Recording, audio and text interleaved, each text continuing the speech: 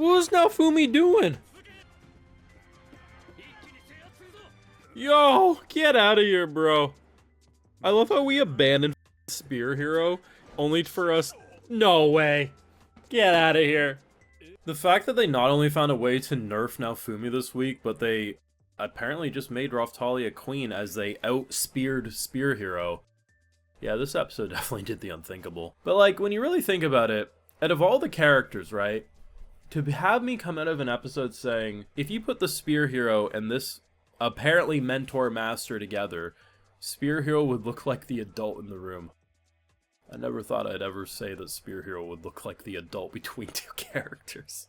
Make sure you drop a like, show your support, subscribe if you're new around. Your Patreon is, of course, to catch my full live reaction. So, there's a lot of great things about this episode. The fact that they forced Naofumi to essentially be nerfed to not be able to do much. Did they still win the fight? Yes. But it actually limited him to a way that we really haven't seen since maybe like season 1, if we're being honest. The progression of, you know, giving Raftalia her title. But then you have all that great stuff, but then unironically, my favorite thing is, so you got this guy at the start of the episode who's thirsting over our girls, and we're like, okay, shoo.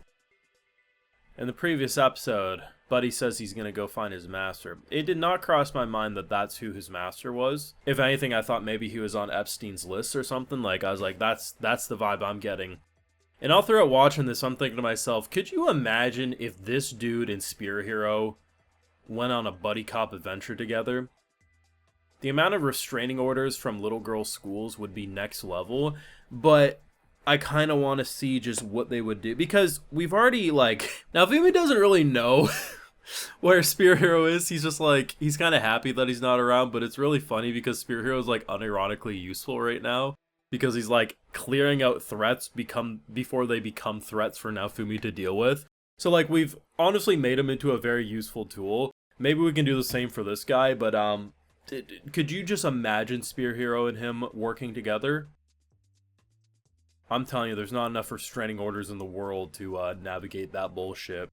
So, I really liked last week's episode, and am I surprised that a majority of the comments that I saw online, ranging from different videos and stuff, were saying it was boring? No, because the fandom of Shield Hero disappoints me greatly. But I thought it was a fantastic episode, and this one even more so. We have one of the more beautiful locations we've ever seen in Shield Hero. Like, the background art is just fantastic.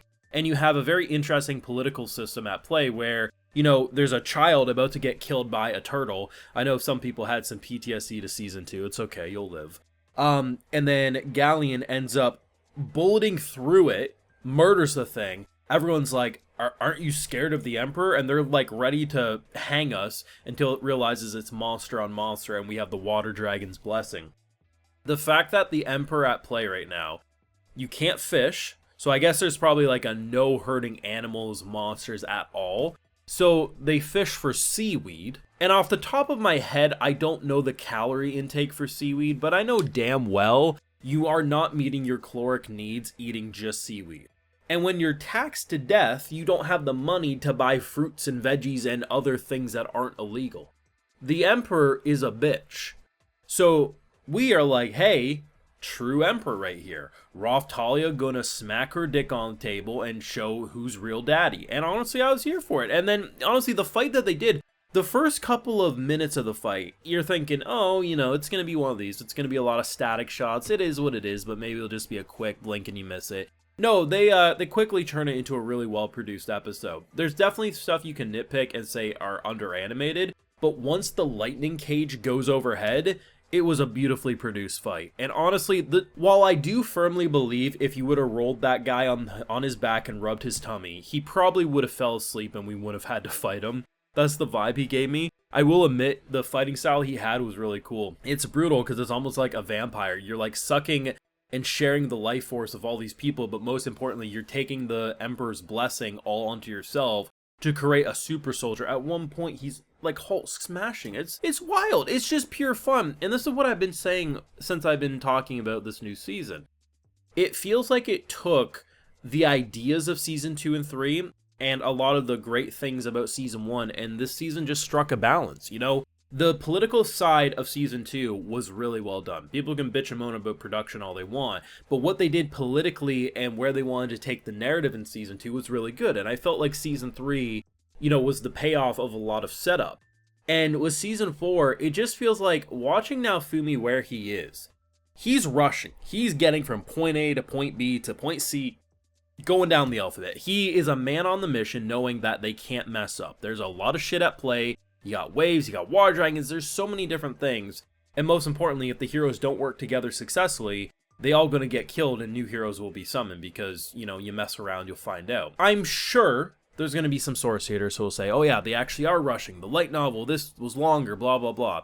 Personally, I don't care if that's the case, because I think the rapid-fire nature of this season works really well for the anxiety of everything approaching. And it feels like by the end of the season, we're going to get some major payoffs that have been in the works since season 2. I assume, especially given the opening and, stuff, there will be an insanely big battle by the end of the season. But in the meantime, what they've been able to do between Naofumi's home, country where he was supposed to be summoned and where Raftalia came from, I mean, they've made it action-packed enough while also giving some good character moments. Like, as silly as the final scene is with that dude being like, Naofumi, is this your harem? Smack him down, boy. It was cute to see them all be like, hey, we're here, because while, yes, some of them have more intense feelings than Naofumi has for them, at the end of the day, it's a big familia, right? And, I think isekai, these types of isekai, with the amount of characters they have, they thrive the most when they understand the familia element. I think that's why something like Reincarnated as a Slime works so well, because Rimuru and his people are a big familia, right? So, there's like 3 really good moments about this episode. There is, of course, the Emperor stuff with Raftalia and how it, everything they did with the turtle and the kid, how they would have had to legally let that kid die because you can't touch there's no self-defense laws. I don't know, it's stupid. The Chris Hansen take a seat stuff was pretty funny because I'm just imagining Spear Hero. Unironically, I feel like if you put Spear Hero and that guy together, Spear Hero looks like the adult in the room, and I never thought I'd ever say that, but it's funny.